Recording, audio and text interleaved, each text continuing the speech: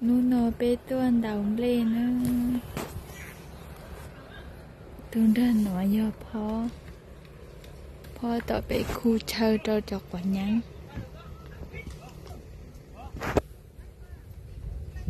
น้อยแม่ฮัจิชา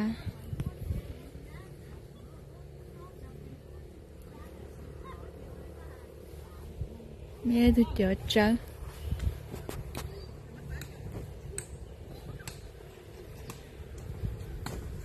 น้อยป้อยเชฮัจิเราKenapa? Kenapa? Siapa kira?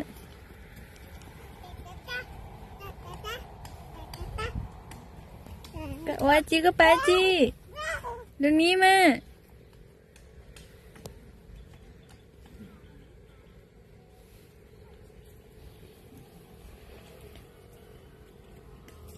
Nó nói phải chơi cho mình nhảy vào nó phải tuần đồng lên.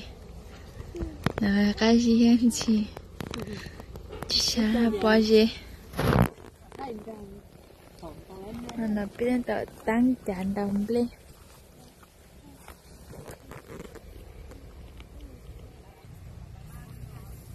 nó thực sự nói em mẹ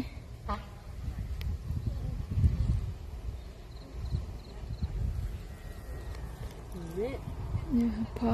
chỉ lâu hay căng căng ha nhân trái đợt tu nhân ha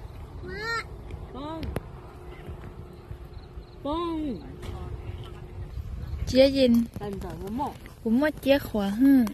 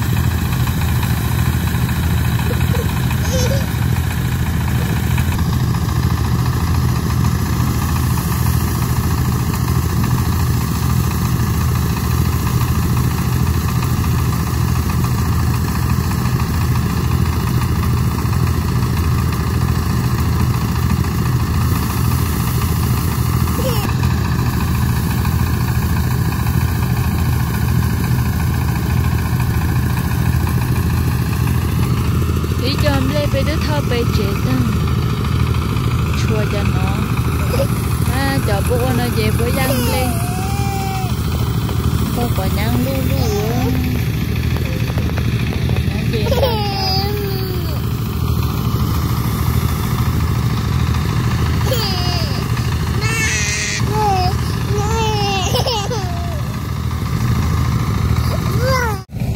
sang cái cho bé đâu tự chế chứ